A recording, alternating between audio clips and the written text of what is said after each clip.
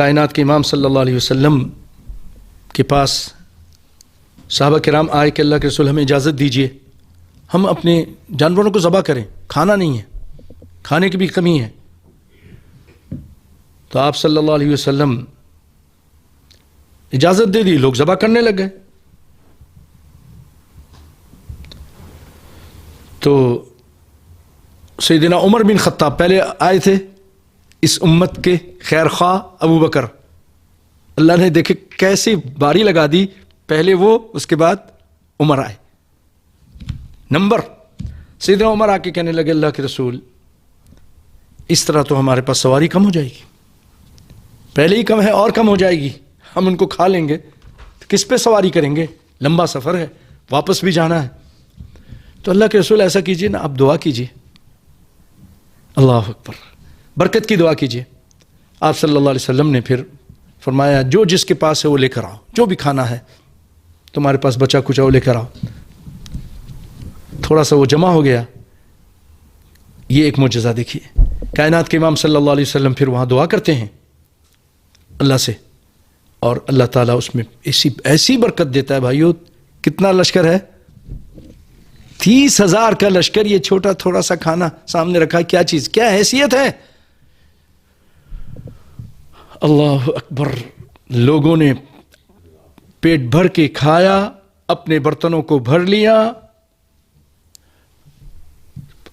اور پھر بھی وہ کھانا اسی طرح ایسے جیسے ابھی اور بڑھے گا. تو نبی صلی اللہ علیہ وسلم نے فرمایا اس موقع پر اشہد ان لا الہ الا اللہ وانی رسول اللہ، لوگوں گواہ ہو جاؤ، میں گواہی دیتا ہوں کہ میں اللہ تعالیٰ اس کے علاوہ کوئی الہ نہیں، معبود نہیں، وہ برحق ہے، اور میں اللہ کا سچا رسول ہوں، انی رسول اللہ.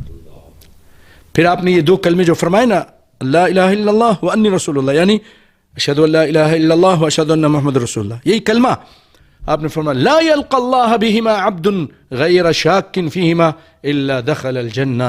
جو بھی اللہ سے ملاقات کرے گا ان دونوں کلمے کے ساتھ، یعنی ان دونوں کلمے پر ان کا عقیدہ بھی ہوگا، اللہ کے علاوہ کسی کو معبود نہیں مانتا ہوگا، اور محمد صلی اللہ علیہ وسلم کی اطاعت کرتا ہوگا. نبی صلی اللہ علیہ، آپ نے جب کلمہ پڑھا ہے محمد رسول اللہ، رسول کی اطاعت کی جاتی ہے. یہ کیسا کلمہ، کہتے تو لا الہ الا اللہ محمد رسول اللہ، اور جب اطاعت کی باری آتی ہے تو کہتے نہیں ہمارا امام رسول اللہ، ہم امام کی اطاعت کریں گے، رسول کی اطاعت نہیں کریں گے. تو آپ اپنے زبان حال سے تو آپ یہ کہہ رہے ہو، زبان مقال سے تو نہیں، لیکن زبان حال سے کہہ رہے ہو کہ فلاں رسول ہے ہمارا، ہم اس کی اطاعت کریں گے، رسول کی اطاعت نہیں کر رہے. اگر کوئی قبر کی پوجا کر رہا ہے تو وہ اللہ کو بھی اکیلا نہیں مانتا. تو بھائیوں جو اس کے تقاضوں کے ساتھ، اس کلمے کے ساتھ اللہ سے ملے گا تو اللہ تعالیٰ اس کو ضرور جنت میں داخل کرے گا. الا دخل الجنہ، وہ جنت میں ضرور داخل ہوگا. مسلم شریف کی روایت ہے. اسی طرح ایک اور معجزہ اس غزوے میں، غزوہ جس میں نبی شریک ہوتا ہے اس کو غزوہ بولتے ہیں. کیا ہوا کہ سیدنا ابو ذر غفاری رضی اللہ تعالیٰ عنہ وہ پیچھے رہ گئے تھے، وہ آہستہ آہستہ چلے آ رہے تھے. تبوک کے موقع پر جب وہاں پر تو آپ صلی اللہ علیہ وسلم سے جب آ کے ملے، اور نبی صلی اللہ علیہ وسلم دیکھ لیا کہ دور سے ہی آ رہے ہیں، یہ میرا پیارا صحابی ابو ذر غفاری رضی اللہ تعالی عنہ. تو آپ نے فرمایا ساتھیوں سے رحم اللہ ابا ذر، اللہ تعالیٰ ابو ذر پہ رحم فرمائے. یمشی وحدہ، یہ اکیلے چل کے آ رہا ہے، ویموت وحدہ، یہ اکیلا مرے گا، جب یہ فوت ہوں گے تو اکیلے ہوں گے. ویبعث وحدہ، اور اکیلے ہی یہ قیامت کے دن کھڑے ہوں گے. پیارے بھائیو اسی طرح ہوا. ایسا ہوا جیسے کہ آپ کو معلوم ہے یہ بہت زیادہ فنا فی اللہ ہو گئے تھے. مطلب یہ ہے کہ بہت زیادہ دنیا سے بے رغبت تھے. بس ان کی یہ سمجھ تھی، وہ کہتے تھے کہ یہ مال سونا چاندی جمع نہیں کرنا چاہیے. تو دیگر صحابہ کرام نے کہا کہ بھائی اگر آپ کہتے ہیں کہ نہیں کرنا چاہیے تو زکوٰۃ کیوں لگائی گئی ہے؟ جب مال ہوگا تبھی تو زکوٰۃ لگتی ہے نا، اس پہ نکالی جاتی ہے. لیکن وہ اس کو نہیں سمجھ رہے تھے، ان کی اپنی سمجھ تھی، اپنا فہم تھا. سیدنا معاویہ رضی اللہ تعالیٰ عنہ ان کو سیدنا عثمان کے پاس بھیج دیا کہ بھئی یہ ایسی ایسی بات کر رہے ہیں، میرے پاس تو بڑا ان کی وجہ سے مشکل ہو رہی ہے.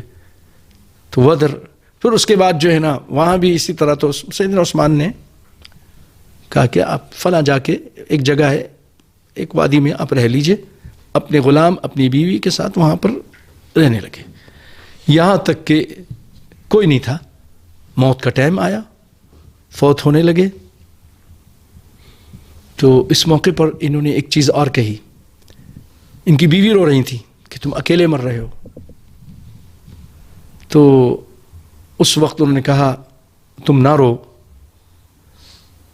نبی صلی اللہ علیہ وسلم نے ایک موقع پہ فرمایا، اتنا یقین تھا، انہوں نے کہا کہ آپ صلی اللہ علیہ وسلم نے فرمایا ہم کچھ لوگ بیٹھے تھے ان کے بارے میں کہ تم میں ایک آدمی اکیلے ایک جگہ فوت ہوگا اور اس کی جنازہ ایک جماعت آ کے پڑھے گی.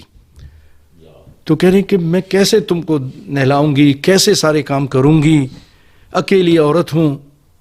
تو کہ گھبراؤ نہیں، ایک جماعت آئے گی، ایک جماعت آئے گی. اور نبی صلی اللہ علیہ وسلم تبوک کے موقع پہ جو فرمایا اکیلے فوت ہوگا، دیکھیے اکیلے کوئی نہیں ہے، بیوی ہے اور غالباً ایک غلام ہے. ابھی یہی حالت تھی کہ ادھر سے سیدنا عبداللہ بن مسعود کا گزر ہوا اپنے ساتھیوں کے ساتھ. تو انہوں نے ساتھیوں سے کہا یہاں ابو ذر غفاری ہمارے ساتھی ہیں، پرانے صحابی ہیں نبی صلی اللہ علیہ وسلم کے، چلو ان سے حال حوال لیتے ہیں، ملتے ہیں. جب قریب گئے تو پتہ چلا وہ فوت ہو گئے. تو ان سے انہوں نے بیوی سے کہا، ان کی بیوی سے، بہن آپ پیچھے ہو جائیں، ہم ان کا سارا انتظام سنبھالتے ہیں. نبی صلی اللہ علیہ وسلم کی دو باتیں. ایک جب اس وقت یہ کہا تھا اپنی بیوی سے مرنے سے پہلے، جس وقت آپ نے فرمایا جتنے ہم صحابی تھے ان میں وہ سب فوت ہو گئے ہیں، اب میں ہی زندہ ہوں. تو اب وہ میں ہی ہوں گا کہ جب مروں گا تو میرے ساتھ میرے پاس بہت ایک جماعت آئے گی. تو ایسے ہی ہوا، فوت ہو گئے اور ایک جماعت. کتنے آپ کی باتیں سچی، سالوں کے بعد وہ پوری ہو رہی. یعنی ابو بکر کا دور گزر گیا، عمر کا دور گزر گیا، تو وہ جو جگہ تھی جہاں فوت ہوئے ربضہ، وہاں پر، اور نبی نے جو فرمایا صلی اللہ علیہ وسلم وہ پورا ہوا. دوسری جو جماعت کے بارے میں کہا تھا ایک جماعت آئے گی، وہ بھی پوری ہوئی.